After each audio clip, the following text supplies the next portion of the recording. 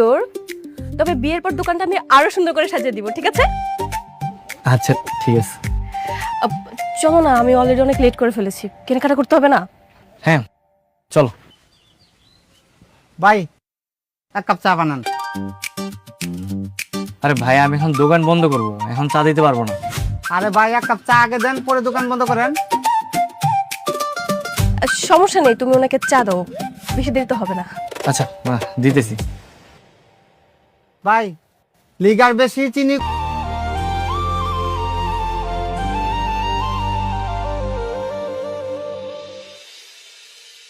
বাহ, এইটা তাহলে আমার বাবলু সাহেবের টি স্টল না?